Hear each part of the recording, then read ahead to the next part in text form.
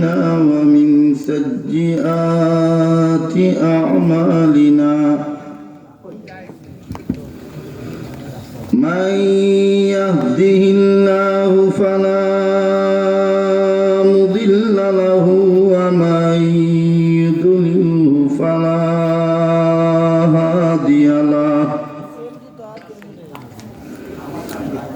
ونشهد أن لا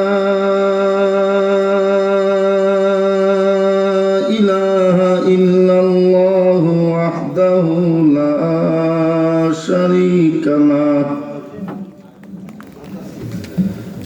ونشهد أن سيدنا وسندنا وحبيبنا ومولانا محمدا عبده ورسوله أما بعد فأعوذ بالله من الشيطان الرجيم بسم الله الرحمن الرحيم يا أيها الرسول بلغ ما أنزل إليك من ربك وإن لم تفعل فما بلغت رسالته والله يعصمك من الناس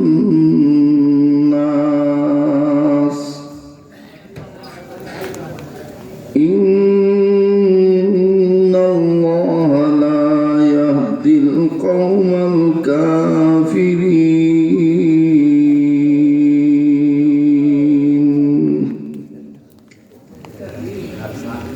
وقال رسول الله صلى الله عليه وسلم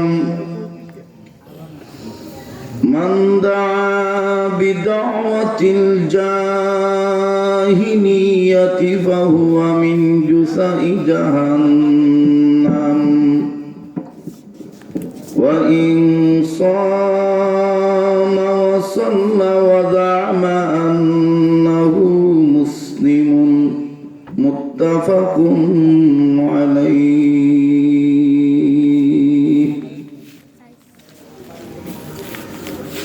হবিগঞ্জ জেলার ফাউন্ডেশন বলে খ্যাত ঋষি কোরআন সুন্নাহ সংরক্ষণ পরিষদের উদ্যোগে আয়োজিত নবম বার্ষিক তাফসীরুল কোরআন মহাসম্মেলনের চলমান শেষ অধিবেশনের শ্রদ্ধেয় সভাপতি, উপস্থিত হাজরাত, উলামায়ে কেরাম, আল্লাহর বিশেষ নিয়ামতে অভিষিক্ত সকল স্তরের মুমিন মুসলমান ভাইসব, মাইকের আওয়াজ যতটুকু পৌঁছতেছে পর্দানশীল নারী সমাজ, আমরা যে মাহফিলে আজকে সমবেত হয়েছি এই মাহফিলটার সম্পর্কে সামান্যতম যদি ধারণা থাকতো, আমার দিল বলে অন্তত পক্ষে ঋষি এলাকার একটা মুসলমান মাহফিল ছাড়া থাকতে পারত না। সমস্ত দুনিয়াতে যত রকমের সভা সম্মেলন আর অনুষ্ঠানগুলা হয় এগুলাকে আল্লাহ দুই ভাগে বিভক্ত করেছেন। এক ভাগের আলোচনা করেছেন সূরায়ে লুকমানের 6 এবং 7 নম্বর আয়াতে, আরেক ভাগের আলোচনা করেছেন সূরায়ে ফুরকানের 71 এবং 72 নম্বর আয়াতে। সূরায়ে লুকমানের 6 এবং 7 নম্বর আয়াতে এক শ্রেণীর সভা সম্মেলন অনুষ্ঠানের কথা উল্লেখ করে আল্লাহ তার কোরআনে বলেন, কিয়ামত পর্যন্ত যেই সমস্ত সভা সম্মেলন অনুষ্ঠান আর মাহফিলগুলা সূরায়ে লুকমানের 6 এবং 7 নম্বর আয়াতের আলোকে হবে, ওগুলার আয়োজনকারী ওগুলা বাস্তবায়নে সহযোগিতাকারী এবং ওগুলার উপস্থিত শ্রোতা বক্তা, এই তিন দলকে হাসরের কঠিন বিচারের দিন সমস্ত হাসরবাসীর সামনে উলঙ্গ অবস্থায় দুটা পা উপর দিকে রেখে মুখের উপরে ভর করাইয়া হাঁটাইয়া হাঁটাইয়া 70 গজ লম্বা জাহান্নামের আগুনের জিঞ্জিরে আবদ্ধ করে আমি অপদস্থ লাঞ্ছিত করে জাহান্নামের লাকড়ি বানাবো। ওই সমস্ত অনুষ্ঠানের উদাহরণ স্বরূপ বলা যায় চন্দ্রচূড়ির মেলা। আর সূরায়ে ফুরকানের 71 এবং 72 নম্বর আয়াতে আরেক শ্রেণীর সভা সম্মেলন অনুষ্ঠানের কথা উল্লেখ করে আল্লাহ বলেন, কিয়ামত পর্যন্ত যে সমস্ত সভা সম্মেলন অনুষ্ঠান আর মাহফিল গুলা আমি আল্লাহর কোরআনের সূরায়ে ফুরকানের 71 এবং 72 নম্বর আয়াতের আলোকে হবে, ওই সমস্ত সভা সম্মেলন অনুষ্ঠান আর মাহফিল গুলার আয়োজনকারী, বাস্তবায়নে সহযোগিতাকারী এবং উপস্থিত শ্রোতা বক্তা তিন শ্রেণীর লোককে হাসরের কঠিন বিচারের দিন সমস্ত হাসরবাসীর সামনে বিচারের কাজ শুরু করার আগে আমি আল্লাহ নিজে সালাম দিয়া জান্নাতের মেহমান বানাবো। যেই মাহফিলের আয়োজন করলে, ব্যবস্থা করলে, সহযোগিতা করলে, উপস্থিত হইলে হাসরের দিন আল্লাহ বান্দারে সালাম দিয়া জান্নাত দিবেন। আল্লাহর কোরআনের বর্ণিত হুবহু সূরায়ে ফুরকানের 71 এবং 72 নম্বর আয়াতের আলোকের মাহফিলে আজকে আমাদেরকে শরীক করেছেন। এই মাহফিল গুলা কেন আয়োজন করেন? মাওলানা আব্দুর রহিম সাহেব, তিনি একজন মাওলানা, এই মাহফিলের প্রধান উপদেষ্টা তিনি একজন মাওলানা, আরো মাওলানা আছেন। ওনারা কোন যুক্তিতে এই আয়োজনটা করেন? ভালো করে কথাগুলা শুনেন। হয়তো এই সমস্ত কথাগুলা ইতিপূর্বে কখনো আপনাদের সামনে আসে নাই, আমি দলিল সহ বলতেছি। কোন যুক্তিতে তাফসীরুল কোরআন মাহফিলের আয়োজন সেক্রেটারি সাহেব, সভাপতি সাহেব, মাওলানা সাহেব, ইমাম সাহেব মিল্লা করলেন যুবকদেরকে নিয়ে? এর জবাব রাসূলের 3খানা হাদিসের মধ্যে আছে। কয়টা হাদিসে?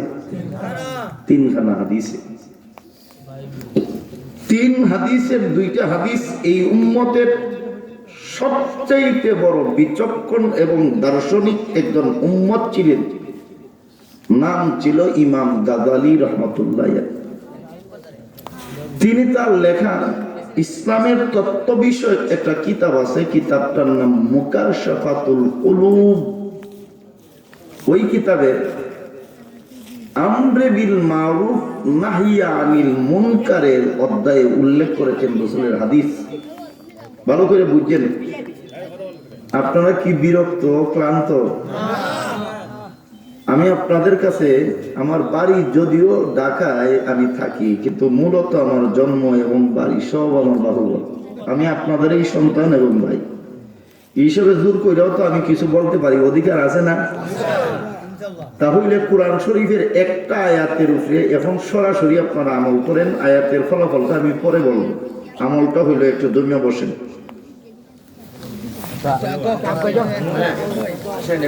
মাশাআল্লাহ মাশাআল্লাহ, একটু জমা হন, এরপরে বুঝবেন যে যতটুকু আইসা জমা হয়েছেন আপনার ফলাফলটা আসলে আল্লাহর কোরআনে কি আছে এটা বুঝবেন। মাশাআল্লাহ।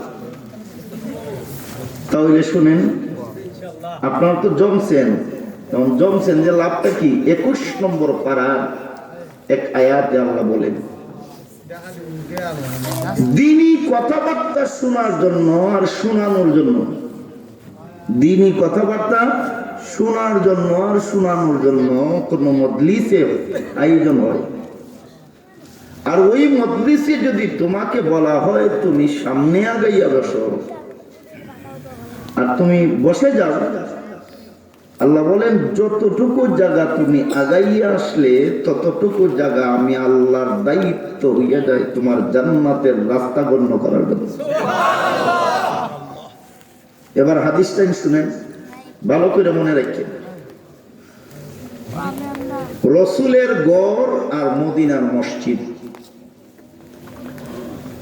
রসুলের ঘরে আর মদিনার মসজিদে মাঝখানে শুধুমাত্র একটা দেওয়াল, দেওয়ালের এক পাশে ঘর, এক পাশে দুই দেওয়াল না এক দেওয়াল, এক দেওয়াল। দেয়ালটার মধ্যে আবার একটা জানালাও আছে। আল্লাহর রসুল যখন মদিনার মসজিদে বয়ান করতেন, দেয়ালের জানালার পাশে দাঁড়াইয়া দাঁড়াইয়া উম্মাহাতুল মুমিনিন রাসূলুল্লাহর বয়ান শুনতেন। একদিন আল্লাহর রসুল বয়ান করতেছেন, হে আমার সাহাবারা, বনি ইসরাইলের মধ্যে এমন একটা গ্রাম ছিল ঋষির মতো, ধরেন ওই গ্রামের ভিতরে একসাথে এক সময়ে একই যুগে 18,000 উলামায়ে কেরাম বসবাস করতেন। যারা সুবহানাল্লাহ কইছেন না, এর মানে ঋষি গ্রামে বর্তমানে 20,000 আলেম আছেন, তাহলে বললেন না যে বলুন 18,000 আলেম একই সাথে যেই গ্রামে বসবাস করে, ওই সমস্ত আলেমের আমল বনি ইসরাইলের নবী রাসূলের আমলের মতো।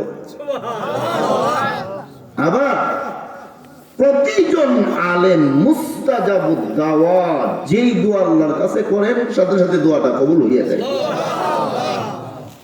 এরপরে আল্লাহ রাসূল বলেন, হে সাহাবারা, এই 18,000 আলেম যেই গ্রামে বসবাস করছে, ওই গ্রামের সাধারণ গুনাহগারদের উপরে আল্লাহ নারাজ হইয়া একটা গজব পাঠাইছেন। এই গজবে সকল গুনাহগাররেও ধ্বংস করছে, 18,000 মুস্তাজাবুদ দাওয়া নবী রাসূলের মতো আমল করেওয়ালা আলেমদেরও ধ্বংস করছে। জানালার পাশে দাঁড়াইয়া বয়ান শ্রবণকৃত উম্মে জননী আয়েশা রাদিয়াল্লাহু তাআলা আনহা আল্লাহর রাসূলকে প্রশ্ন করলেন, ওগো আল্লাহর রাসূল, আপনি বলছেন আলেমদের সংখ্যা 18,000, আলেমরা মুস্তাজাবুদ দাওয়া, আলেমরা নবী রাসূলের মতো আমল করেওয়ালা, তাহলে সাধারণ গুনাহগারদের সাথে আল্লাহ তাদেরকে আযাব দিয়া যে ধ্বংস করলেন, এটার যুক্তিটা কি? আল্লাহ কোন যুক্তিতে আযাবটা দিলেন? জবাবে আল্লাহর রাসূল বলেন, আয়েশা, গ্রামের 18,000 সাধারণ গুনাহগাররা গুনাহ কামাই করছে, যেই অবৈধ পথে চলে কামাই করে দুনিয়ার বিবেচনায় যে আযাবটা তারা কামাই করছে, 18,000 মুস্তাজাবুদ দাওয়া উলামায়ে কেরামে কেন এদেরকে গুনার কাছ থেকে ফিরানোর চেষ্টা করলো না? এই কারণে এরা গুনাহ করে দুনিয়ার বিচারে যেই আযাব, এরা দাওয়াত না দেওয়ার কারণে দুনিয়ার বিচারে একই আযাব। এই হাদিস দ্বারা আল্লাহ কিয়ামত পর্যন্ত আল্লাহর রাসূল তার উম্মতকে শিক্ষা দিয়েছেন, উলামায়ে কেরামরে জেনে রাখো, বনি ইসরাইলের আলেমদেরকে যেভাবে আল্লাহ ধ্বংস করছেন, সমাজের লোকদেরকে গুনার কাছ থেকে দাওয়াত ফিরাইয়া না আসার দাওয়াতের কারণে তোমরাও যদি ঋষি গ্রামের সাধারণ মানুষ গুনায় যায়, বেনামাজি হইয়া যায়, গানে যায়, আড্ডায় যায়, জিনার কাজে যায়, মদ খানায় যায়, গাঞ্জা খানায় যায়, আর তুমি যদি তোমার তসবিহ নিয়া আর ইল্লাল্লাহ নিয়া পড়ে থাকো, ওরা গুনাহ কইরা দুনিয়ায় যে আযাব আসবে, তুমি আমল কইরাও সেই আযাব পাবে। এই শিক্ষাটা নেওয়ার জন্য মাওলানা আব্দুর রহিম এরা যারা আছে, এরা প্রতি বছরে এবং আদিলাল মিয়া চালু কইরা গেছেন এই তাফসীরুল কোরআন মাহফিল। গেল এক হাদিস। এখন আপনাদের প্রশ্ন হইতে পারে, আমাদের ব্যাপারে কোন হাদিস আছে? একই পৃষ্ঠায় দ্বিতীয় হাদিসটা আনছেন, বনি ইসরাইলের একজন নবীর নাম ছিল ইউশা ইবনে নুন আলাইহিস সালাম। সহজ ভাষায় বোঝার জন্য আমি বলতেছি আপনাদের, ইউশা আলাইহিস সালাম কি নাম? ইউশা আলাইহিস সালাম। ইউশা আলাইহিস সালামের কাছে আল্লাহ ওহী করলেন, হে ইউশা, তোমার উম্মতের 60 ভাগ উম্মত হইল বদকার আর 40 ভাগ উম্মত হইল নেককার। আমি আল্লাহ আগামী এমন তারিখের, এমন দিনের, এমন সময়ে 60 ভাগ গুনাহগার রে আর 40 ভাগ নেককার রে এক আযাব দিয়ে ধ্বংস করে দেব। নবী প্রশ্ন করলেন, আল্লাহ 60 ভাগ রে কি বা গুনার কারণে ধ্বংস করলেন, আমার 40 ভাগ নেককার রে কোন কারণে? জবাবে আল্লাহ বলেন, 60 ভাগে গুনাহ কইরা যেটা কামাই করছে দুনিয়ার বিচারে, 40 ভাগে কেন এদেরকে বাঁচানোর চিন্তা করলো না, ফিকির করলো না, এই জন্য এদের কপাল একই কামাই। এই দুই হাদিস দিয়ে আমাদেরকে কি শিক্ষা দেওয়া হইলো? আমরা যারা সাধারণ আছি আমাদের শিক্ষা দেওয়া হইলো, নিজে আমল কইরা চললেই যথেষ্ট নয়, ঘরের মা বোন এবং নিজের অধীনস্থদেরকে আমলে আনার জন্য সাধ্য অনুযায়ী চেষ্টা করতে হবে, না হইলে আযাব থেকে বাঁচা যাইব না। মহানবী মুহাম্মদুর রাসূলুল্লাহ সাল্লাল্লাহু আলাইহি সাল্লাতু ওয়াস সালাম যেই সমাজে জন্মগ্রহণ করলেন, ভূমিষ্ঠ হইলেন, সমাজটা হইল আরবের সমাজ। কিসের সমাজ? আরবের সমাজ। আরবের সর্বোচ্চ পর্যায়ের শিক্ষিত লোকগুলা আল্লাহর ঘর হারামের আশেপাশে বসবাস করত। ওই সময়ের আরবের সর্বোচ্চ পর্যায়ের একজন শিক্ষিত লোকের নাম সিরাতে ইবনে হিশামের বর্ণনা অনুযায়ী আমর ইবনুল হেশাম। মুসলমানদের পরিচিত নাম আবু জাহাল। এর নাম আমর ইবনুল হেশাম, সবার কাছে পরিচিত নাম আবু জাহাল। এত শিক্ষিত জানেননি। একজন মহিলা গর্ভে বাচ্চা আছে, রাস্তায় হেঁটে যাচ্ছেন, মহিলার পেটের দিকে সে তাকাইলে বলতে পারত এই মহিলার পেটে ছেলে হবে না মেয়ে হবে। একটা পায়ের চিহ্ন দেখেছে, পায়ের চিহ্ন দেখে সে গবেষণা করে বলতে পারত এই পাটা কার হবে, কোন বংশের কোন এলাকার হবে। উটের লেদা দেখে বলতে পারত কোন সমাজের উট, কয়দিন আগে লেদাটা ছেড়ে গেছে। এই এমন বিজ্ঞানী, এত বড় জ্ঞানী ছিল আমর ইবনুল হিশাম, আবু জাহাল। একই করছে জানেন, সর্বোচ্চ শিক্ষিত হইয়া দুনিয়ার সমাজে তার চলন পিলন স্বাভাবিক রাখার স্বার্থে হারাম শরীফের আশপাশ এলাকায় সুন্দরী মেয়েদের দ্বারা জিনার কাজ করে টাকা কামায়। দ্বিতীয় নম্বর আরেকটা শিক্ষিত লোকের নাম হইল আবুল আহাব, রসুলের ঘরের সাথের ঘরটা। এই আবুল আহাবে সমস্ত দুনিয়ার সবচেয়ে বড় আদালত দারুন নাদওয়ার চিফ জাস্টিস, প্রধান বিচারপতি ছিল। রায় দিল বিচারপতি, শক্তি থাকলে কারো জায়গা দখল করে নেওয়া এটা অন্যায়ের কিছু না, এটা শক্তির চাহিদা। রাস্তায় কোন মেয়ে পছন্দ হইলে মেয়েরে বুক কইরা নেওয়া এটা যুবকের অপরাধ নয়, এটা তার যৌবনের চাহিদা মাত্র। চিন্তা করেন, প্রধান বিচারপতির রায়। তৃতীয় নম্বর শিক্ষিত লোকটার নাম ছিল নদর ইবনুল হারেস। পবিত্র কোরআনের 9টা আয়াতে তার কুকর্মের বর্ণনা আছে। 19 নম্বর পারার 1ম নম্বর পৃষ্ঠার প্রায় বেশ অর্ধেক পৃষ্ঠা তার কুকর্মের বর্ণনা। সূরা লুকমানের প্রারম্ভিক আয়াতগুলো তার কুকর্মের বর্ণনা। এই নদর ইবনুল হারেসে দুনিয়ার ইতিহাসে সর্বপ্রথম বিভিন্ন দেশ থেকে সুন্দরী মেয়েদেরকে আইনা আল্লাহর ঘর হারামের এলাকার মধ্যে গানের আসর বসাইয়া নারী পুরুষের অবাধ মিলামিশার ব্যবস্থা করে দিত। চতুর্থ নম্বর আরেকটা শিক্ষিত লোক ছিল, এর নাম ছিল ওলীদ ইবনে মুগীরা। হে কি করলো জানেন, দুনিয়ার ইতিহাসে সর্বপ্রথম এইভাবে টেবিল বসাইয়া চক্রবৃদ্ধি হারে সুদের কথা চালু করল। সমাজটা এত নিচু পর্যায়ে গেল, সূরা নিসার এক আয়াতে তাফসীরে উল্লেখ করছেন, বাবা মারা গেলে বাবার বড় ছেলে আপন মাকে নিয়ে শয্যাশায়ী হওয়া সুলক্ষণ মনে করত। ভাই বোন বিয়ের উপযুক্ত হয়েছেন কিনা প্রমাণ করার জন্য একই বিছানায় শয়ন করাইয়া বিবাহের উপযুক্ততা প্রমাণ করত। বলুন, সমাজটা মানুষের সমাজ রইল না পশুর সমাজের চেয়ে নিকৃষ্ট হইল? সর্বশ্রেষ্ঠতম আশরাফুল মাখলুক মানুষের সমাজটা যখন পশুর সমাজ থেকে নিকৃষ্টতম হয়ে গেল, সর্বোচ্চ শিক্ষা ব্যবস্থা থাকার পরেও তখনই প্রয়োজন হইল একটা শিক্ষা ব্যবস্থা, যেই শিক্ষার দ্বারা মানুষ পশুর চরিত্র থেকে ফিরিস্তার চেয়ে সম্মানিত চরিত্রে অধিষ্ঠিত হতে পারে। এই জন্য আল্লাহ মুহাম্মদুর রাসূলুল্লাহরে কোরআন শিক্ষা ব্যবস্থা দান করলেন। মুহাম্মদুর রাসূলুল্লাহ সাল্লাল্লাহু আল্লাহর ঘর কাবা শরীফের অদূরে সুউচ্চ একটা পাথরের পাহাড়। বাংলাদেশের পাহাড় হইল সব কি এর পাহাড়? মাটির পাহাড়। আর ওই দেশের পাহাড় হইল পাথরের পাহাড়।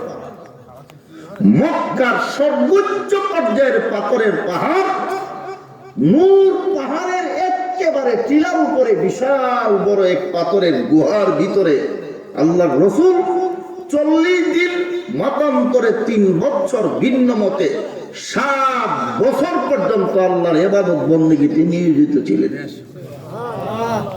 ইবাদত বন্দেগীরত অবস্থায় পবিত্র কোরআনের পর মানব রচিত সবচাইতে বিশুদ্ধতম কিতাব বুখারী শরীফ।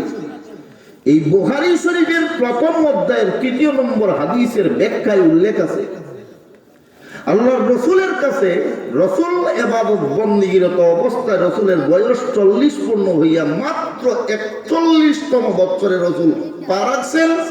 দিনটা ছিল সোমবার দিন। সাথে সাথে লৌহে মাহফুজ থেকে আল্লাহ কোরআনের সূরা আলাকের প্রথম 4 আয়াত দিয়া জিবরাইলকে পাঠাই দিয়েছে। জিবরাইল আলাইহিস সালাম আয়েশা বললেন, ইকরা, এর বাংলা অর্থ হইল আপনি পড়েন। রাসূল জবাব দিলেন, আমি পড়ব না, পড়ার দরকার নাই।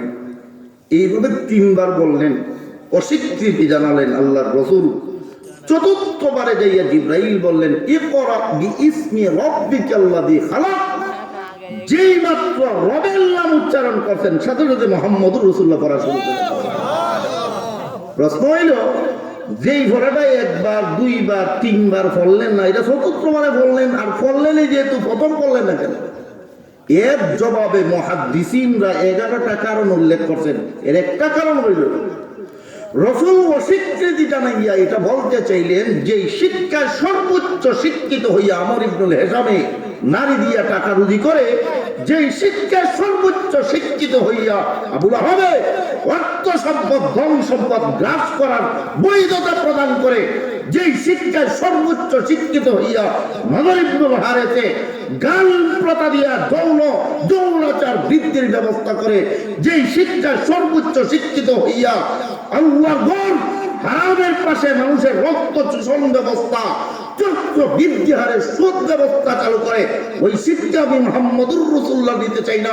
জিবরাইল যখন ৪র্থবারে যাইয়া বলেন, হে রাসূল করিম সাল্লাল্লাহু আলাইহি ওয়াসাল্লাম, আবু জাহল যেই শিক্ষায় শিক্ষিত হয়েছে ওই শিক্ষা নয়, আবু লাহাবে নজর ইবনুল হারেসে এবং ওলীদ ইবনে মুগীরায় যেই শিক্ষায় শিক্ষিত হয়েছে ওই শিক্ষা নয়, আপনি এমন শিক্ষা গ্রহণ করুন যেটা আল্লাহর শিক্ষা হয়। ওই মুহাম্মদুর রাসূলুল্লাহ শুরু করলেন, আল্লাহর কোরআন ফাইলেন। বুঝছেন আজকে তাফসীর মাহফিলের সূত্রটা কোথায়? বুঝছেন? এরপরে আমি মূল আলোচনায় যাব। মুহাম্মদুর রাসূলুল্লাহ যখন আল্লাহর কোরআন পাইয়া গেলেন, কোরআন পাওয়া মাত্রই কিছুদিন যেতে না যেতেই সূরা শুআরার 214 নম্বর আয়াত আল্লাহ নাযিল কইরা ঘোষণা দিলেন, ওয়ানদির আশীরাতাকাল আকরাবিন। হে মুহাম্মদুর রাসূলুল্লাহ সাল্লাল্লাহু আলাইহি ওয়াসাল্লাম, আমি আল্লাহ আপনারে শুধুমাত্র আপনার মাদ্রাসায় যারা ভর্তি হয়েছে এরারে এলিম দিয়া বইয়া থাকার জন্য দেই নাই, নবুয়তি দেই নাই। আমি আল্লাহ আপনারে আপনার সমাজবাসী, দেশবাসী, আত্মীয় স্বজন, পড়োশীদেরকে জাহান্নামের আগুন থেকে বাঁচানোর দায়িত্ব দিলাম, ব্যবস্থা গ্রহণ করুন। এখন রসুল ব্যবস্থাটা কি গ্রহণ করবেন? একজন যুবককে ডাকলেন, রসুলের আপন চাচাতো ভাই, পরবর্তীতে ছোট্ট মেয়ের জামাই আলী রাদিয়াল্লাহু তাআলা। হে আলী, আল্লাহ মানে হুকুম দিয়েছেন আমার সমাজবাসী, দেশবাসী, পড়োশী, আত্মীয় স্বজনদের জাহান্নামের আগুন থেকে বাঁচানোর ব্যবস্থা নেওয়ার জন্য আমি রসুল একটা ব্যবস্থা বাহির করছি। ব্যবস্থাটা হইল, তুমি সমাজের প্রত্যেকটা দুয়ারে দুয়ারে, দরজায় দরজায়, হাটে বাজারে, দোকানে মুকানে যাইয়া যাইয়া মানুষকে ঘোষণা কইরা মক্কা শরীফের সাফা পাহাড়ের নিচে একটা কোরআন তাফসীরের আয়োজন করো। হযরত, আমার কথা না তো, ইসলামের এমন কোন কিতাব নাই, এমন কোন তাফসীর নাই, এমন কোন হাদিস নাই, এমন কোন ইতিহাসের কিতাব নাই, এই ঘটনা নাই, কিন্তু বলি না আমরা স্বার্থের কারণে। হযরত আলী রাদিয়াল্লাহু তাআলা রাসূলের নির্দেশ পাইয়া গোটা মক্কার ঘরে ঘরে যাইয়া যাইয়া মানুষকে দাওয়াত দিয়া, বাসায় বাসায় যাইয়া দাওয়াত দিয়া মক্কা শরীফের সাফা পাহাড়ের নিচে জমা করলেন। এইভাবে আমরা যারা জমা হইছি আল্লাহর বিধান শুনাইয়া দেওয়ার জন্য আর শোনার জন্য গণজামায়াত ব্যবস্থাটাকে কোরআনের ভাষায় ইজতেমা বলা হয়, মজলিস বলা হয়, আর মুসলিম সমাজের ভাষায় তাফসীরুল কোরআন মাহফিল, ওয়াজ মাহফিল, সভা সম্মেলন বলা হয়। দুনিয়ার ইতিহাসে সর্বপ্রথম তাফসীরুল কোরআন মাহফিলের আয়োজনকারী হইলেন রসুলের সাহাবী হযরত যুবক আলী রাদিয়াল্লাহু তাআলা। আর তাফসীর মাহফিলের বয়ান করনেওয়ালা ছিলেন মুহাম্মাদুর রাসূলুল্লাহ সাল্লাল্লাহু আলাইহি ওয়াসাল্লাম। আলী যখন ব্যবস্থা করছেন, আল্লাহর রাসূল তাফসীর মাহফিলে আল্লাহর কোরআনের বয়ান শুরু করছেন, সূরা ইখলাসের বয়ান। বয়ান চলা অবস্থায় একটা লোকে দুই হাতের মধ্যে বিশাল এক পাথর নিয়ে দাঁড়াইছে, রসুলের মাথার মধ্যে পাথর মাইরা রসুলকে চূর্ণ বিচূর্ণ করে দুনিয়ার থেকে বিদায় করে দিলেন। যেই মাত্র পাথর উঠাইতে গেছে, জবান দিয়া রসুল্লে গালি দিয়ে যাচ্ছে, তাব্বাল্লাক আলী হাদা দাউতানা আয় জামাতানা ইয়া মুহাম্মদ। মুহাম্মদ, আজকে আমরা দোকানপাট বন্ধ করাইয়া, কৃষিকাজ বন্ধ করাইয়া, আমাদের অর্থ উপার্জন ব্যবস্থা বন্ধ করিয়া তাফসীর মাহফিলে জমা করছো লাল মিয়া আজির বাড়ি। অর্থাৎ বুঝানোর জন্য বলতেছি, আপনারা মনে করেন না এই লাল মিয়া আজির বাড়ি আবার মক্কা শরীফ আছে, বোঝানোর জন্য বলতেছি। সাফা পাহাড়ের নিচে তুমি আমরা জমা করছো কোরআনের বয়ান শোনাইতা, তাফসীর শোনাইতা। কোরআনের তাফসীর শুনাইয়া যেইভাবে আমরা দিনটা তুমি নষ্ট করছো, এইভাবে তুমি মুহাম্মদ ভুলা নষ্ট হইয়া যাও, ধ্বংস হইয়া যাও। নাউযুবিল্লাহ, বিসির থেকে উঠে গেছি। এই কথা বলিয়া দুই হাতে পাথর উঠাইছে আল্লাহর রাসূলকে মারার জন্য। হাত পা চলে তার হুকুমে, আল্লাহর হুকুমে। পাথর নিয়ে যখন চাইছে মারত, সাথে সাথে আল্লাহ পাথর এবং হাত একসাথে জোড়া লাগাই দিয়েছে। লামেও না আর মারতেও পারে না। মানকা সিফাই বলছে তো, এখন কয় মোহাম্মদ বাবা রে, তুমি না আমার চাচা লাগো। হ্যাঁ মোহাম্মদ, তোমার ঘরের পাশের ঘরটাই তো আমার ঘর, আমি না তোমার চাচা আবু লাহাব। মোহাম্মদ, তোমার মতো পবিত্র সচ্চরিত্রবান সন্তান কোন মা তার গর্ভে ধারণ করে নাই। হে মোহাম্মদ, তোমার মতো পবিত্র আত্মীয়তা রক্ষাকারী সন্তান কোন বাবা তার ঔরসে গ্রহণ করে নাই। তোমার মা বাবার জন্মের, তোমার বাবার ঔরসে, তোমার মার গর্বের ভূমিষ্ঠতার কসম, তোমার ইজ্জত শরাফত আর ভদ্রতার কসম, মুহাম্মদ তোমার আত্মীয়তা রক্ষার মিশনের কসম দিয়ে বলছি, বাবারে আমি বিপদে পড়ে গেছি, আমারে মাফ করে দাও, আর জীবনে বেয়াদবি করব। রাসূল বললেন, আবু লাহাব, গোটা দেশবাসীর সামনে তুই আমারে পাথর মাইরা ধ্বংস করতে চেয়েছিলি, আর এখন বিপদে পড়ছ। যা, আমি রাহমাতুল লিল আলামিন, আমি দয়ার নবী, তুই আমার মাইরা বিপদে পড়ছ। এই বিপদেও আমি রাসূল তোরে দেখতে চাইলাম না, যা আমি আল্লাহর ওয়াস্তে তোরে মাফ করে দিলাম। রাসূল যখন মাফ করে দিয়েছেন, আল্লাহরও দয়া হইছে আবু লাহাবের হাত পাত্র সহ নিজে আইছে। আল্লাহ সাথে সাথে তার পবিত্র কোরআনের একটা সূরা, সূরা লাহাব, তাব্বাত ইয়াদা সূরা আল্লাহ নাযিল করেছেন। আল্লাহ বলেন তাব্বাত ইয়াদা আবি লাহাবিন ওয়া তাব্বা মা আগনা আনহু মালুহু ওয়া মা কাসাব সায়াসলা নারান যাতা লাহাবিন ওয়া ইমরাতুহু হাম্মালাতাল হাতাব ফি জিদিহা হাবলুম মিন মাসাদ। হে মুহাম্মদুর রাসূলুল্লাহ সাল্লাল্লাহু আলাইহি ওয়াসাল্লাম, তাফসীরুল কোরআন মাহফিলে বয়ান করতেছিলেন আপনি, আপনার সাহাবাত তুলিয়ে মারতে হয়েছে, আপনি তারা মাফ করিয়া দিয়েছেন। আপনার সম্মান রক্ষার্থে আমি আল্লাহ তার হাত নিচে নামার ব্যবস্থা করছি। হে রাসূল, আপনি মাফ করিয়া দিলেও যেই জায়গায় সে পাথরটা মারতে চাইছে, যে প্রোগ্রামে, এটা আমি আল্লাহর কোরআনের প্রোগ্রাম, এটা হের বাপদাদার প্রোগ্রাম না।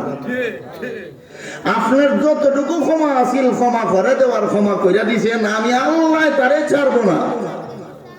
হে রাসূল, আবু লাহাব যে দাঁড়াইছে কয়েকটা কারণে দাঁড়াইছে। এক নম্বর কারণ, আবু লাহাবের প্রচুর ধন সম্পদ আছে, ধন সম্পদের ঠেলায় দাঁড়াইছে। সম্পদের ঠেলা কয় মাইরা ভালা, কয় লাখ লাগবে মার। দুই নম্বরে, আমি আল্লাহ তারে জনবল দান করছি, গুন্ডা বাহিনী আছে, তার গরম আছে না। তিন নম্বরে, ওয়ামরাতু, এর দুই প্রকার তাফসীর আছে তাফসীরি কিতাবে। এর একটা তাফসীর হলো, যেই বাড়ি বিয়া করছে তার শ্বশুর একটা নেতা, তার শাশুড়ি একটা নেত্রী, তার সম্বন্ধী একটা নেতা, হালাও নেতা, যে ফাটা বেডিটারে বিয়া করছে ইডা আরেক নেত্রী। একটা গরম আছে না ভাই সাহেব? এতটা সিফাত থেকে লই আইছে নেত্রীটারে, একটা গরম আছে না। হে মেম্বারের ঘুরি বিয়া করলে হের জ্বালায় সমান টাকা দেয় না, আর এতলা সিফাত থেকে আনছে। এই কারণে চতুর্থ নম্বর কারণ, সে ওয়ার্ল্ড সুপ্রিম কোর্টের চিফ জাস্টিস, প্রধান বিচারপতি, রাষ্ট্রীয় ক্ষমতা আছে কার হইছে মাত্র। আমি আল্লাহ সূরা লাহাব নাযিল করে জানাইয়া দিলাম, তার সমস্ত ক্ষমতার উৎসকে আমি আল্লাহ ধ্বংস করব। শুধু তাই নয়, আবু লাহাবের দুই হাত এবং দুইটা হাত যেই শরীরের সাথে লাগিয়া রয়েছে, পুরাটা শরীরকে ফেরাউনের মতো ধ্বংস করে আমি আল্লাহ জগৎবাসীর সামনে নদীর স্থাপন করে রাখবো। কেমন নদীর আল্লাহ দেখাইলেন ভালো করে বুঝছেন? নদীরটা আল্লাহ কিভাবে দেখাইলেন? এই আবু লাহাবে 1000 অস্ত্র সন্ত্রাসকে জমা করছে মদিনায় যে আল্লাহর রাসূল এবং মুমিন মুসলমানদের উপরে হামলা করার জন্য। কে বলেন? কে? আবু লাহাবে। কতজন? 1000 সন্ত্রাস অস্ত্র সহ জমা করছে। যেদিন এদেরকে নিয়ে রওনা দিবে রাসূলের উপরে হামলা করার জন্য, এর 3 দিন আগে হেরে আল্লাহ একটা গজব দিয়েছিল। এই গজবটার নাম হইল, এক এক এলাকায় এক এক নাম, আমি একটা আন্তর্জাতিক নামে কইয়া লাই। এই গজবটার নাম ধরিলাম করোনার গজব। একটা বাতাস আইয়া লাগছে তার গায়ে, বুঝছেন?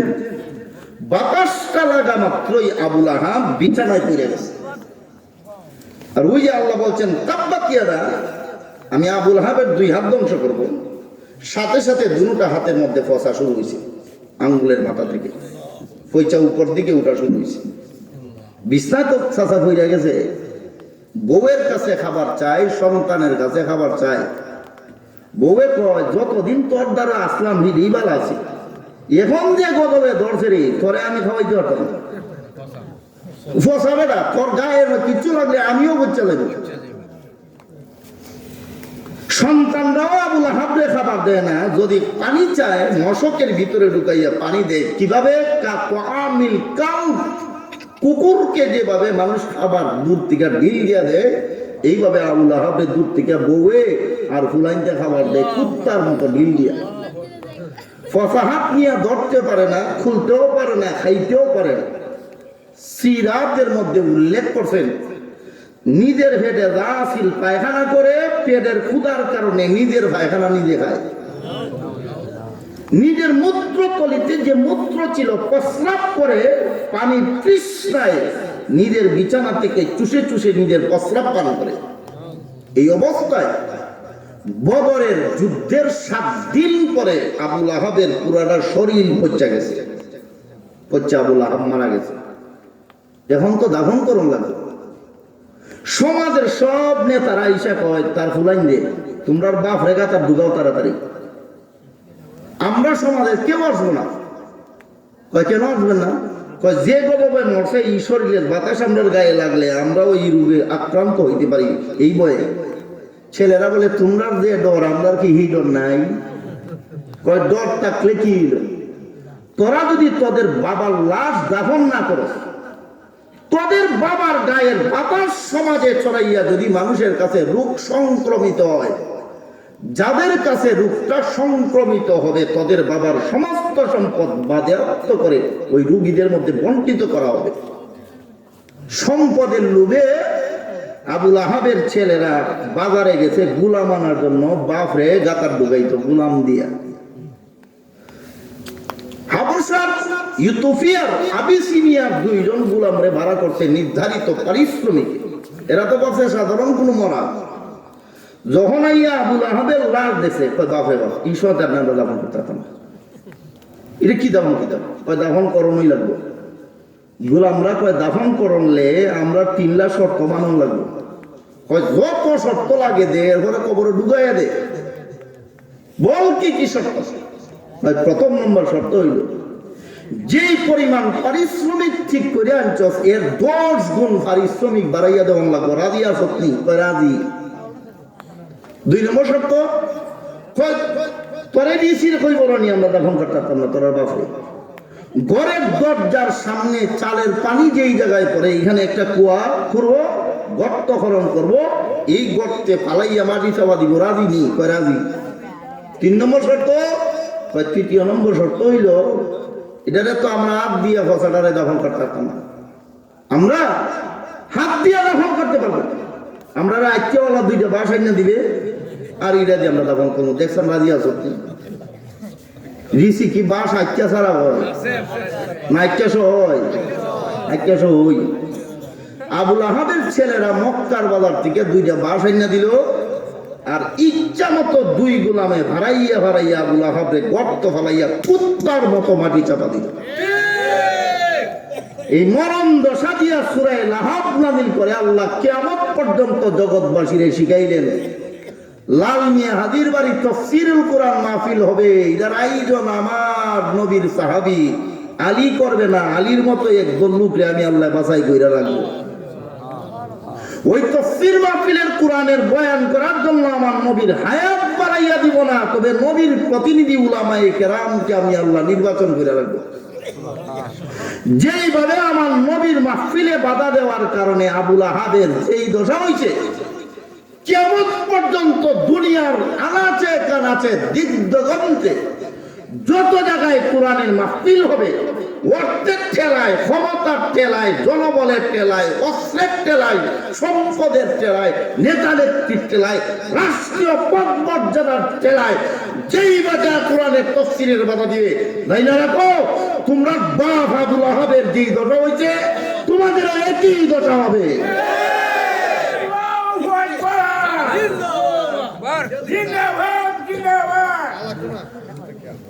তকবীর দেওয়া লাভ নাই রে ভাই, সব মুর্দা। আমার ডর লাগতেছে বাড়িতে গেলে এরা ভার হইয়া মরে।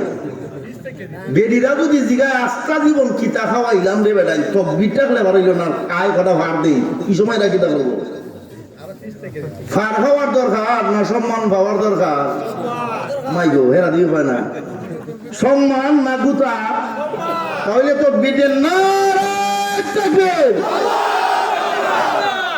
এখন মোটামুটি ঠিক আছে, হইব ঠিক আছে। এই কোরআনের তাফসীর মাহফিল দিয়া আল্লাহ জগৎবাসীরে শিখাইলেন এই রকম আয়োজনেই তোমাদের মুক্তির ব্যবস্থাপত্র। মুহতারাম হাজিরিন, মুহাম্মদুর রাসূলুল্লাহ সাল্লাল্লাহু আলাইহি ওয়াসাল্লাম আজকে একটা নিয়ত করছিলাম, কর্তৃপক্ষ বলছিল একটা বিষয়ে আলোচনা করার জন্য। বিষয়টা ওনারা দিয়েছিল শানে রসুল, রসুলের মর্যাদার সম্পর্কে বয়ান করে।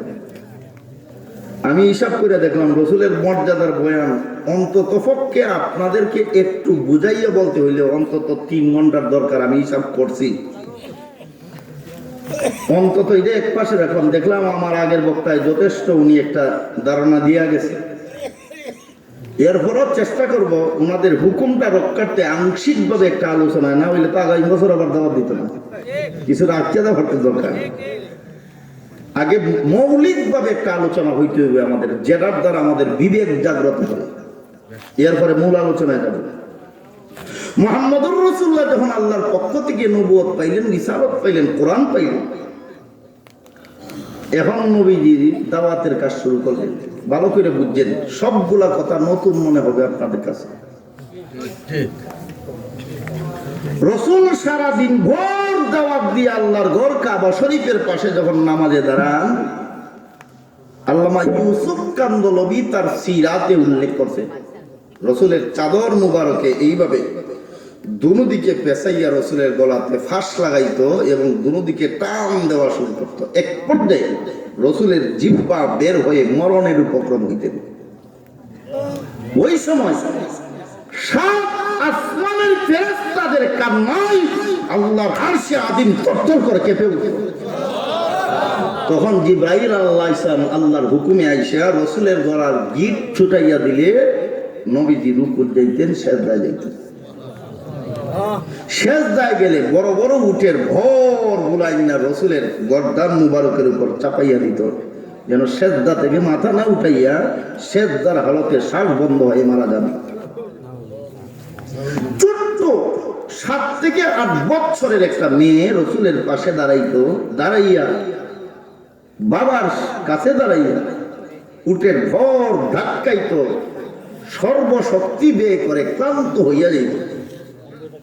ইতিহাস ওই মেয়েটার নাম এক বর্ণনায় আসছে রসুলের ছোট মেয়ে ফাতেমা, আরেক বর্ণনায় আসছে মেয়েটার নাম রসুলের বড় মেয়ে হযরত যায়েনাব রাদিয়াল্লাহু তাআলা।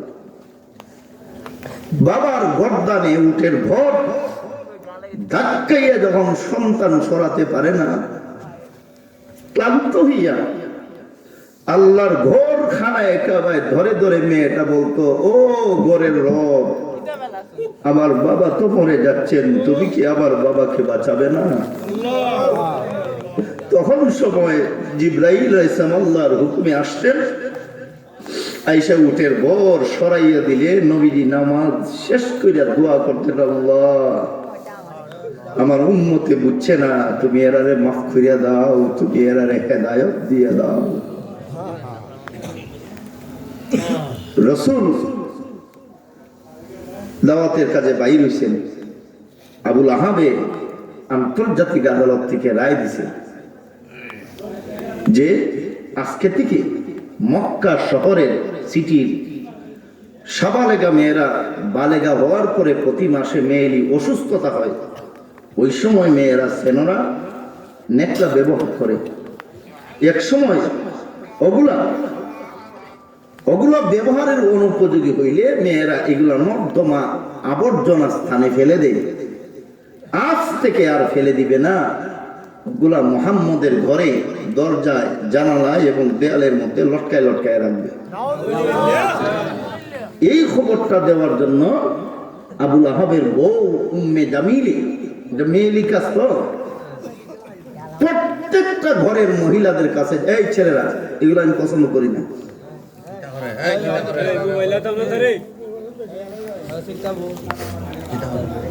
আবুল আহাবের বউ উম্মে জামিল প্রত্যেকটা ঘরে ঘরে দিয়ে দেয় এই ঘোষণা শুনাইয়া দিল। রাসূল সারাদিন ভোর দাওয়াতের কাজ শেষ করে সন্ধ্যায় যখন ফিরে আসেন, আইসা দেখেন আপনারা আল্লাহর কাছে দায়ী থাকবেন, আমি আমার জীবনের সর্বোচ্চটা দিয়ে আপনাদেরকে বোঝানোর চেষ্টা করতেছি। আপনারা যদি আপনাদের গাফলাতির কাছে কারণে না বুঝেন আর এলোমেলো মন থাকে আর কারো কারণে যদি নষ্ট হয়, আল্লাহর কাছে দায়ী থাকবেন। এটা কোরআনের তাফসীর চলতেছে।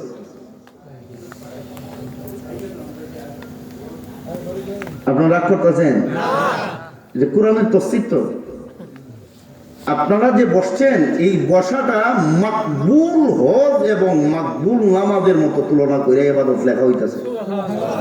এত সহজই নাকি? তো আবু লাহাবের বউ উম্মে জামিলের সংবাদ জানাইয়া দিল, রসুল সকালে গিয়া দাওয়াত দেন, সারাদিন ভোর দিনের দাওয়াত দিয়া রসুল যখন সন্ধ্যায় ফিরে আসেন, আইসা ঘরের কাছেও নবীজি যাইতে পারেন না, দুর্গন্ধে রসুল নিজের মুবারক চাদর দিয়া নাক মুখ ঢেকে নিজের মুবারক লাঠি দিয়া এক একটা নেকড়া আর সেনরা সরান আর বলেন, হাই রে আমার সমাজ, হাই রে আমার পড়শিরা, ও আমার দেশবাসীরা, তোমরা কি পারো এইভাবে আমি রসুলের সাথে জুলুম করতে? অথচ আমি রসুল চাই তোমরা কোমরে ধইরা ধইরা ধইরা জাহান্নামের আগুন থেকে বাঁচাতে। রসুল দাওয়াত দেওয়ার জন্য যখন কোথাও যাইতেন, সবার কাছে বিদায় নিয়ে সর্বশেষে রসুলের মেয়ে ফাতেমার ঘর থেকে বিদায় নিতেন। আবার দাওয়াতের কাজ শেষ করে যখন আসতেন মসজিদ থেকে, মসজিদ আর রসুলের ঘর মাঝখানে একটা শুধুমাত্র দেওয়াল, রসুল নিজের ঘরে ঢুকতেন না, না গিয়ে ঢুইকা মনে করেন এখান থেকে নতুন বাস স্ট্যান্ড হবে, এতটুক দূরে যাইয়া মেয়ের ছোট মেয়ের সাথে আগে দেখা করতেন, এরপরে নবী আয়েশা নিজের ঘরে ঢুকতেন। হায়াতুস সাহাবার মধ্যে আনছেন, একদিন রসুল চিরাচারিত অভ্যাস অনুযায়ী মেয়ের বাড়িতে গেছেন দেখা করার জন্য, এরপরে নবীর ঘরে ঢুকবেন। দেখা মাত্রই নবীজিরে নিজের মেয়ে হযরত ফাতেমা রাদিয়াল্লাহু তাআলা জড়াইয়া ধরছেন, বাবারে ধইরা নবীজির কপালে, নবীজির নাকে, নবীজির গালে, ঠোঁটে, দাড়িতে চুমাইতেছে না, চিল্লে চিল্লে কাঁদতেছে। নবী জিগাইলেন, মা গো, এইভাবে তো তুমি কখনো কান্না করো না, এমন কি হইল তুমি কাঁদতেছো? তো হযরত ফাতিমা রাদিয়াল্লাহু তাআলা বলেন, আব্বা, দাওয়াতের কাজ করার কারণে আপনার নুরানি চেহারাটা ধুলায় দূষরিত হইয়া গেছে, আপনার সুন্দর জামাগুলা, ঝকঝকে জামাগুলা ধুলায় আবরিত হইয়া গেছে, আপনার কষ্ট দেখে আমি কান্দি।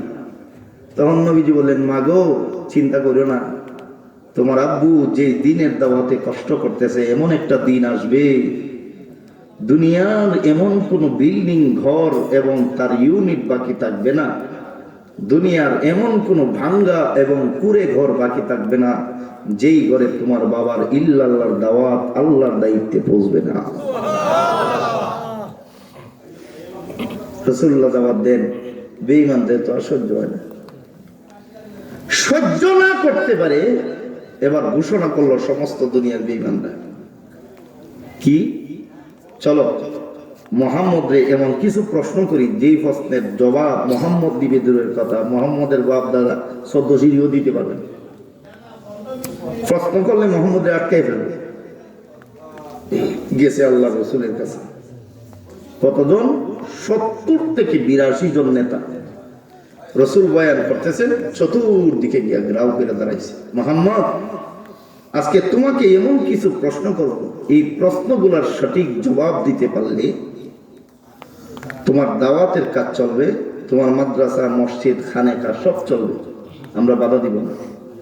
আর যদি জবাব না দিতে পারো, আজ থেকে তোমার মসজিদে সিলগালা, মাদ্রাসায় তালা, দাওয়াতের তাবলীগ নিষিদ্ধ ঘোষিত করব, তোমার মুমিন মুসলমান উম্মতরে আমরা সমাজে অবাঞ্ছিত ঘোষণা করব, তুমি মুহাম্মদ রে কাবা শরীফের সামনে ফাঁসির কাস্টে ঝুলাইয়া ফাঁসি দিব। রাসূল বলেন, আচ্ছা কও, তোমরা এমন কি প্রশ্ন করতে চাও?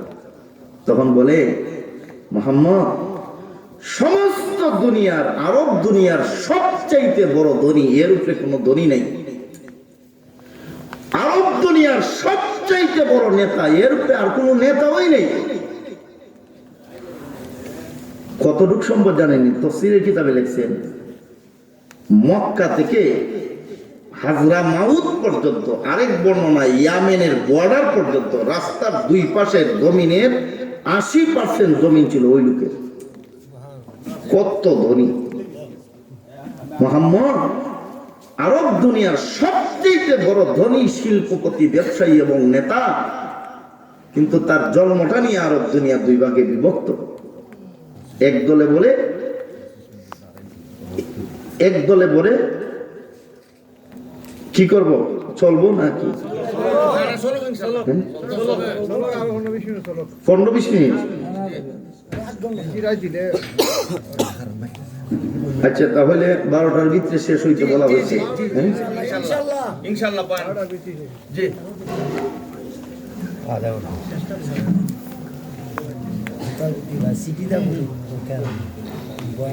এখন কোন দিকে যাই? মূল আলোচনা এখনো আপনাদেরকে বোঝানোর জন্য একটা ভূমিকা টানতে হয়েছে। ভূমিকা না টানলে তো মূল আলোচনা বোঝানো যাবে না। এখন সবগুলা শিল্লা 12টার ভিতরে শেষ হওয়ার জন্য আমার নির্দেশ করা হয়েছে। তা আমি যতটুকু পারি এতটুকু। এটা যেটা শুরু করছি এটা আর বললাম না, নাকি এটা রেখে দিই, অন্যটা যাই। অন্তত গুরুত্বপূর্ণ 2-4টা কথা হইয়া যাক, এটা থাক। ভবিষ্যতে তফসিরের আয়াত তো পড়ছি, আয়াতের তফসির করলে যেভাবে 2 ঘন্টা আর 2.5 ঘন্টা সময় দেওয়া হয়, 1 ঘন্টা সময় দেওয়া হয়, 50 বছর করলেও শেষ হইত না। এই আয়াত যে আয়াত পড়ছি তো রাসূল দাওয়াত দেন, এটা কিন্তু ছাইরা দিলাম যেটা ধরছিলাম। রাসূল দাওয়াত দেন, বেঈমানদের সহ্য হয় না। তিরমিজির হাদিসের মধ্যে আসছে, একদিন আল্লাহর রাসূল রে জল চৌকি, কি চৌকি? জল চৌকিতে বসাইয়া উম্মে জননী আয়েশা রাদিয়াল্লাহু তাআলা না গোসল করাইতেছেন। এই হাদিস দ্বারা একটা সুন্নত বাহির করছেন, বউ তার স্বামীকে গোসল করাইয়া দেওয়া সুন্নত। আর আমরা সমাজের এখন বউ খালি গিয়া যদি ফোন সুন্নত কইবা, আমরা গোসল করেন ফরজ।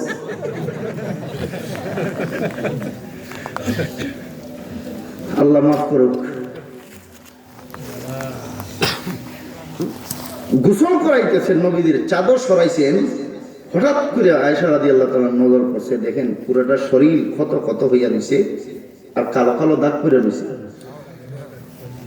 তিনি চমক গিয়া রাসূলের প্রশ্ন করলেন, নবীজি, আল্লাহ সমস্ত দুনিয়াবাসীরে যেই পরিমাণ সুন্দর দান করছেন, বুঝছেন কথাটা? বুঝছেন? এই হাদিসটা না বুঝার কারণে এক একজনে এমন বয়ান করে যে এটা সম্পূর্ণ উল্টা। হে রাসূল, আপনাদেরকে বোঝানোর জন্য আমি বাদ দিয়ে বলাইতেছি। হে রাসূল, আল্লাহর সমস্ত সৃষ্টি জগৎকে আল্লাহ 50% সুন্দর দিয়ে বানাইছেন, আর শুধুমাত্র আপনার দেহ মুবারকটা পুরা মাখলুকাতের সৌন্দর্য এবং এর চেয়ে আরো 50%, 100% সুন্দর দিয়ে আল্লাহর দেহ মুবারক আপনার বানাইছেন। নবীজি, আপনার শরীরে যে কালো কালো দাগ গর্ত হইয়া রয়েছে, এগুলো কি? নবীজি বলেন, আয়েশা, দুঃখের কথা স্মরণ করাইছো।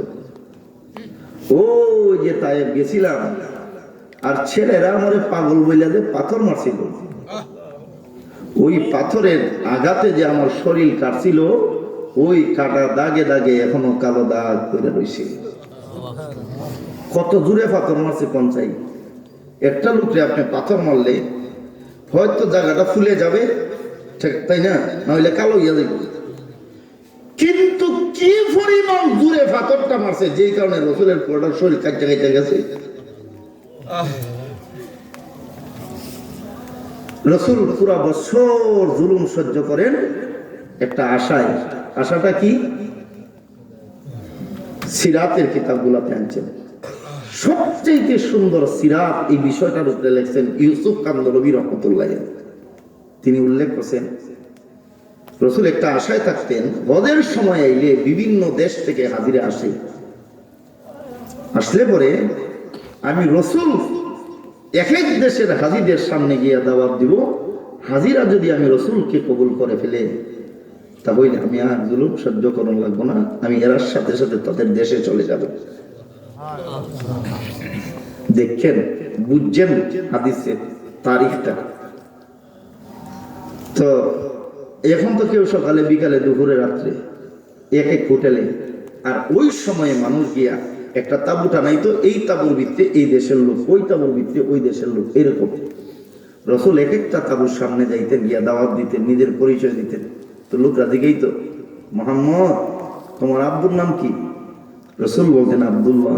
মার নাম আমেনা। তোমার বংশের নাম কুরাইশ। তোমার দেশের নাম মক্কাতুল মুকাররমা। তো মানুষের জবাব দিয়া কইতো, মোহাম্মদ দুনিয়ার সবচাইতে শ্রেষ্ঠতম সৎ চরিত্রার অধিকারী ছিলেন তোমার মা আমেনা। এর চাইতে সম্মানী কোন মা দুনিয়ার ইতিহাসে নেই। মোহাম্মদ দুনিয়ার ইতিহাসে তোমার বাবার মতো পবিত্র বাবা আর কেউ নাই। দুনিয়ার ইতিহাসে তোমার কুরাইশ বংশের মতো সম্মানী মর্যাদাশীল বংশ আর কেউ নাই। হে মোহাম্মদ দুনিয়ার ইতিহাসে তোমার দেশ মক্কাতুল মুকাররমার মতো সম্মানী দেশ আর কোথাও নাই, কারণ আল্লাহর ঘর তোমার জমিনে, ওই জমিনে আছে। তোমার দেশের মানুষ যেখানে তোমার মারে, জুলুম নির্যাতন করে, আমরা মাফ করে দাও। তোমার দাওয়াত কবুল করে আমরাও বিপদ নিতে পারবো না, তোমারে নিয়েও আমরা বিপদ টাইনে কাঁদতে উঠাইতে পারবো না। এক দেশের লোকই জবাব দিলে তো নবীজি আরেক দেশের লোকের কাছে যাইতেন, এরাও একই জবাব দিত। এইরকম কইরা দুনিয়ার থেকে যতটা হাজিদের দেশ আসত, সমস্ত হাজিদের দেশে ঘুরা ঘুরা এক সময় সমস্ত দেশের হাজিরা না বলে দিত। আরো এক বছর জুলুম সহ্য করতেন, এই আশায় পরবর্তী বছর নি কোনো দেশ কবুল করে। এইরকম কইরা কইরা একদিন দুই দিন না 10 বছর পর্যন্ত কাটাইছেন। 10 বছর পর এইরকম যুবক ভাই যারা আছে, এই যুবক ভাইদের মধ্যে 6 জন বন্ধু যুবক, মানে একজন আরেকজনের বন্ধু, মক্কা থেকে প্রায় 500 কিলোমিটার দূরে একটা দেশ, এটার নাম হলো ইয়াসরিব। ওই দেশ থেকে এরা আসছে আল্লাহর ঘর খানায়ে কাবায় হজ করার জন্য। আর আমরা দেশের যুবকরা 5-6 জন মিল্লা যায় মাদককুণ্ড, বাবার মাজারও পিকনিকে যায়, আর ওদের পাহাড়ি যুবকরা যায় আল্লাহর ঘর খানায়ে কাবার হজ করা। কোন দেশ? দেশটার নাম হলো ইয়াসরিব। কি নাম? ইয়াসরিব।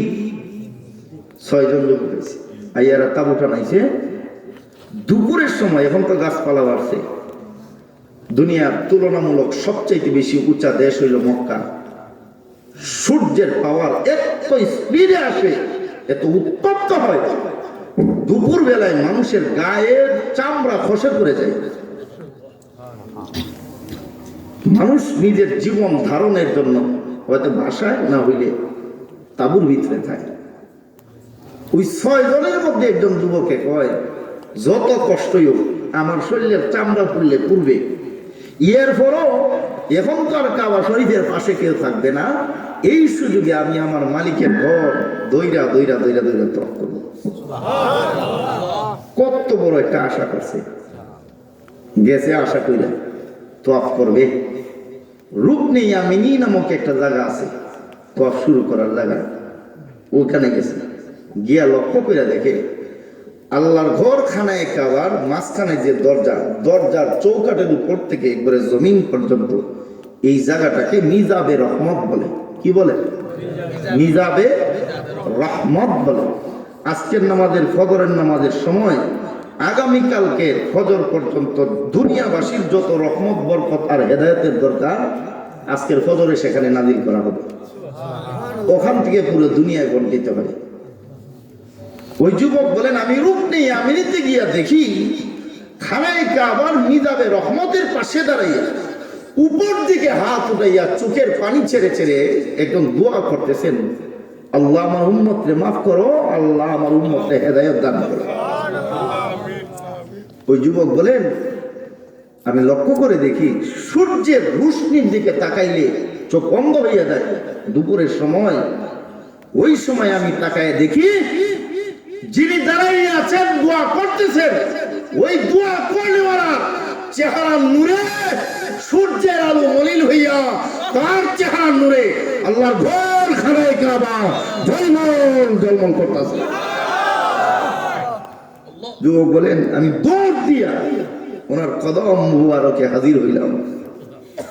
হাজির হইয়া বললাম ফিদাকা আবি ওয়া উম্মি কুল মান আনতা ওয়া মা আনতা, আপনার দুটা পায়ের নিচে আমার মা বাবা জবাই হইয়া যাক, একটা বারের জন্য বলুন আপনি কে, আপনার কাজটা কি। রসুল নিজের পরিচয় দিলেন, দিয়া তারা দাওয়াত দিলেন। ছেলেটা নবীজির দুটা কদমে ধরে কালিমা পড়ে মুসলমান হয়ে গেছে। এখন কয় নবী আমার আরো 5 জন বন্ধু আছে, এরা ওই তাঁবুতে, আপনি যদি একটু দাঁড়ান আমি দৌড় দিয়ে এদেরকে নিয়ে আসবো। রসুল বলেন না রে, তুমি যদি ওদেরকে নিয়ে আসো আর তোমরা আমার সাথে কথা বলো, হারামের চতুষ্পার্শ্বে দাঁড়াইয়া বড় বড় বেঈমানরা আছে, ওরা দেখলে তোমরা তো পরদেশী, ওরা তোমাদের উপরে জুলুম করবে, আমি নবীর উপরে জুলুম করবো। তো ছেলেটা বলেন নবী তাহলে একটা সময় বলেন আর একটা জায়গা বলেন, জায়গাটা যত দূর আর কঠিন জায়গা হোক আমরা সেখানে আসব। রসুল বললেন আল্লাহর গড় এবং মিনার মাঝামাঝি একটা জায়গা, জায়গাটার নাম হইল আকাবা, একটা গাটি। রসুল বললেন আকাবা গাটিতে আইসো, রাত্রের 3 ভাগের মধ্যে 2 ভাগ গেলে 3য় ভাগে। যুবক গিয়া যখন এরা খবর দিছে আজকে রাত্রে 3টার সময় নবীর সাথে দেখা হইব, হ্যাঁ যদি আজকে রিচিতে খবর আসে হবিগঞ্জ শহরে রাত্রে 3টার সময় আল্লাহর রসুলকে দেখা যাবে, আমরা কি কেউ ঘুমাবো? কেউ ঘুমাবে না। যুবক এরা গেছে, গিয়া দেখে নবীজি সেখানে দাঁড়াইয়া দাঁড়াইয়া উম্মতের হেদায়েতের জন্য দোয়া করতেছেন। বাকিরা কথা বলছে, এরা মুসলমান হয়ে গেছে। এরা কয় নবী আপনি আমরা দেশে যাইবেননি? নবী বললেন যাবো, তবে একটা পরিবেশ করো। এরা রসুলের সাথে কথা বললে এরা দেশে গেছে 6 জন, যাইয়া আরো 1 বছর সময় লাগাইয়া জনে 1 জন করে বন্ধু বানাইছে। বানাইয়া পরের বছর এই 6 জনে আরো 6 জন, মোট 12 জন আইসা একই জায়গায় 2য় বছর রসুলের সাথে দেখা করছে। হ্যাঁ মুসলমান হয়েছে 12 জন। এখন নবীজি বললেন তোমরা আমার নিরাপত্তা নিশ্চিত করতে পারবা? তো যারা জবাব দেয় নবী আপনার গায়ের 1 ফোঁটা রক্ত হেফাজতের জন্য গোটা ইয়াসরিববাসীর রক্ত দিতে হইলে রক্ত দিব, এরপর আপনার রক্তের 1 ফোঁটা হেফাজত করব। ও নবী গোটা ইয়াসরিব রাষ্ট্রের সমস্ত মানুষের জীবন দিয়ে যদি আপনার জীবন হেফাজত করতে হয় হেফাজত করব, তবু ইয়াসরিববাসীর জীবন দিব, আপনার হেফাজত করব। রসুল বললেন যাও, আমি যাব তোমরা দেশে। সুবহানাল্লাহ বলবেন না? তখন একজন যুবক দাঁড়াইছেন, ওনার নাম উবাদা ইবনে সামেত অথবা সাদ বিন জুরারা। উনি দাঁড়াইয়া বলেন নবী একটা কথা বলি, সুন্দরভাবে জবটা দিয়ে রাগ করেন না। নবী বললেন বলো। তো উনি বলতেছে নবী আমরা দেশ হইল পাহাড়ি দেশ, আমরা বাড়ি ঘর পাহাড়ে, ছোট ছোট ঘর, কুড়ে ঘর, মক্কার মতো সুন্দর বাড়িঘর নাই। আমরা ব্যবসা বণিকের দল নাই, আমরা পাহাড়ে কাজ করিয়া পাহাড়ের লাকড়ি কাঠ বিক্রি করে আমরা জীবন চালাই। আমরা গরিব তো, আমরা দেশটা মহামারীর দেশ, সারা দুনিয়ায় চিনি, ডায়রিয়ার দেশ। নবী আমরা আপনাদের নিলাম, হেফাজত করলাম, এমন একটা সময় যদি আসে দুনিয়ার কোন শক্তিশালী দেশের লোকরা আপনাদের কবুল করে, তখন যদি এরা নিতে চায় আর আপনি যদি তখন আমাদেরকে ফালাইয়া যান না। প্রশ্নটা খেয়াল করছেন কত কঠিন?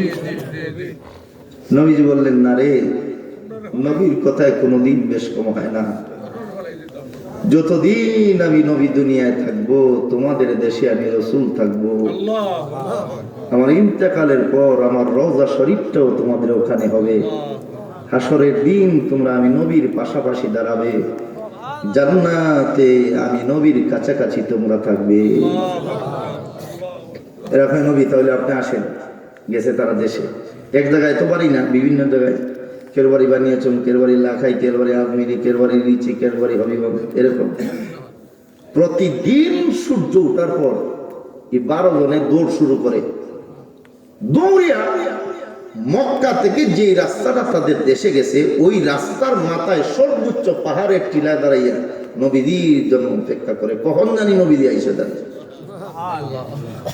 আজকে নবী আইলেন না, মনে হয় আগামীকালকে আসবেন, পরের দিন দেখা যায় পাড়া দিছে না, আসলেন না। এরকম করতে করতে করতে করতে সপ্তাহ যায়, মাস যায়, বছর যায়, যাইতে যাইতে 2 বছর গেছে।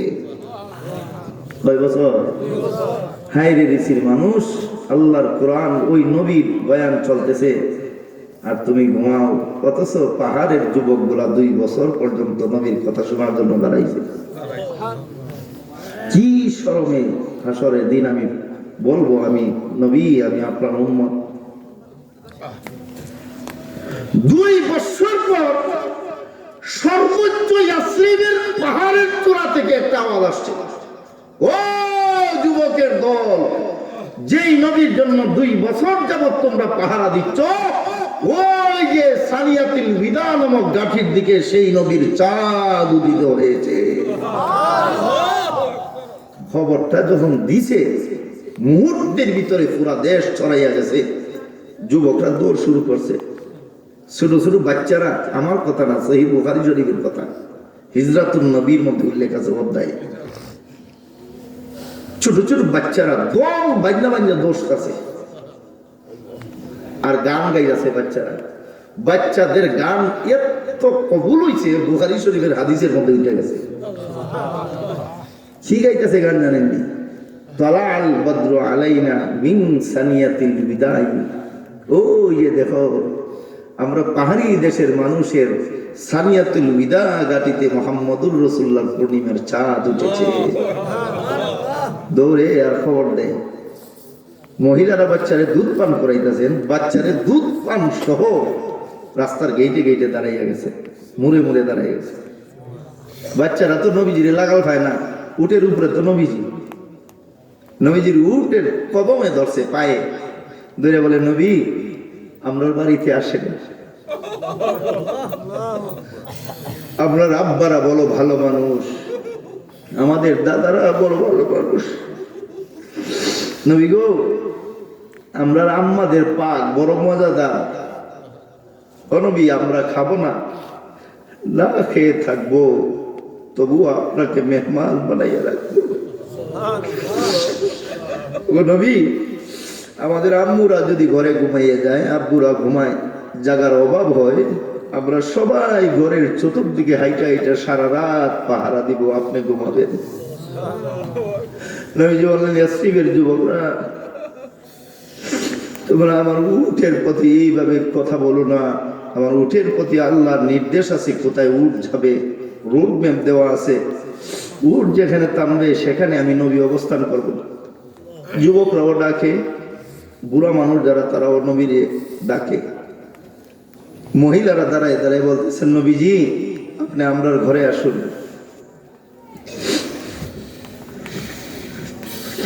আমরা আপনার হেফাজত করব।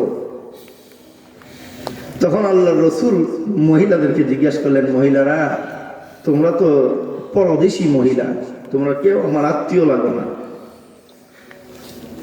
অথচ আমার দেশে মক্কার মহিলারা হয়তো আমার চাচি লাগে, নাইলে ফুফু লাগে, না হইলে বোন লাগে, এই তো, কিন্তু তারা তো তাদের নাপাক কাপড় দিয়ে আমি নবীজির ঘর ভরাইয়া রাখতো। তোমরা কি পারবে আমি নবীরে হেফাজত করতে? তখন ইয়াসরিবের মহিলারা জবাব দিলেন, নবীজি আমরা নিমক হারাম মক্কার মেয়েদের মতো মেয়ে না, আমরা কুরে ঘরের বাসিন্দা হতে পারি, কোনোদিন আপনার সাথে গাদ্দারি করব না।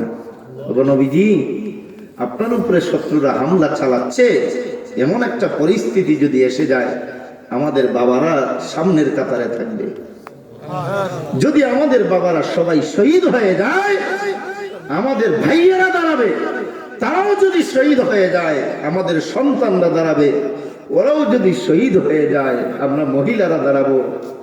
নবী আমরাও যদি শহীদ হইয়া যাই অথবা আহত হয়ে পড়ে যাই, সর্বশেষে বেঈমানদের পক্ষ থেকে একটা তীর আপনার প্রতি ছোড়া হচ্ছে, ওটা আটকানোর জন্য কেউ নাই, ওগো নবী, এই যে আমাদের বুকে দুধ পান করতেছে, এই বাচ্চাগুলার কলিজা তীরের দিকে ধরে রাখবো, কলিজায় তীর ঢুকবে, এরপর আপনার শরীর আমরা হেফাজত করব। রাসূল বলেন, যাও ইয়াসরিবের মেয়েরা, যদি তাই হয়ে থাকে আমি নবী ওয়াদা দিলাম, যতদিন আমি দুনিয়ায় থাকবো আমি রাসূল তোমাদের কাছাকাছি থাকবো, আমার রওজার জীবনও তোমাদের কাছে থাকবো, হাসরের দিন আমার পাশাপাশি তোমাদেরকে রাখবো, জান্নাতে আমি নবীর পাশাপাশি তোমাদের জান্নাতের ঠিকানা রাখবো। রাসূল গেলেন, সব যুবকরা জমা হয়েছে, মুরব্বীদেরকে ডাকছে, আপনারা বসুন। সবাই বসছে। জিগায়, আমরা দেশের নাম কি? মুরব্বীরা বললেন ইয়াসরিব। কেন? কই এই দেশটায় সর্বপ্রথম যিনি এই পাহাড়ে এসে জন্মগ্রহণ করে লালিত পালিত হয়ে বড় হয়েছেন, ওনার নামে নামে দেশ, ওনার নাম ছিল ইয়াসরিব, এই জন্য উনি বড় আল্লাহওয়ালা ছিলেন। তো যুবকরা জিগায়, বলো মুহাম্মদুর রাসূলুল্লাহ বেশি দামি না ওই ইয়াসরিব বেশি দামি? সব মুরব্বীরা বলে, আরে মুহাম্মদুর রাসূলুল্লাহর ইজ্জত সম্মান আর শানের সাথে তো কারো তুলনাই হয় না। তো যুবকরা বলে, তাহলে একটা কাজ করো, আজ থেকে নবীর সম্মানার্থে আমাদের দেশের নাম ইয়াসরিব মোচন করে ওখানে লিখে ফেলো মদিনাতুর রাসূল, মদিনাতুল মুনাওয়ারা। ওই 622 খ্রিস্টাব্দের মে মাসের 21 তারিখে 11 তারিখে মদিনার ইয়াসরিবের নাম পরিবর্তন করে রাখা হইল মদিনাতুর রাসূল, মদিনাতুল মুনাওয়ারা, সোনার মদিনা হয়ে গেল। এখন প্রশ্ন হইল, এই ঘটনা থেকে আমাদের শিক্ষা কি? আল্লাহ বলেন এক আয়াতে, والسابقون الأولون من المهاجرين والأنصار الذين اتبعوهم بإحسان رضي الله عنهم ورضوا عنه। আল্লাহ বলেন, মুহাজির আনসাররা যেই পথে হেঁটেছে, ও রিচির মানুষ, আমার নবীরে কিন্তু তোমরা পাইবা না, তবে জেনে রাখো আমার নবীর কথাগুলা যেইভাবে ইয়াসরিববাসী কবুল করেছে, নায়েবে নবী উলামাদের কথাগুলো যদি তোমরা ওইভাবে কবুল করো, আমি আল্লাহ তোমাদের উপরে সন্তুষ্ট হইয়া আনসারদের সাথে জান্নাতের পাশাপাশি বাড়ি দান করব। রাজি আছেন ইনশাআল্লাহ? ভূমিকা স্বরূপ এই আলোচনা হইল। মূল আলোচ্য বিষয় পরবর্তী কোন সময়ের জন্য থাকলো, যদি আল্লাহ হায়াতে বাঁচায় ইনশাআল্লাহ। ওয়া আখির দাওয়ানা আনিল হামদুলিল্লাহি রাব্বিল আলামিন। আপনাদের কিছু থাকলে বলেন।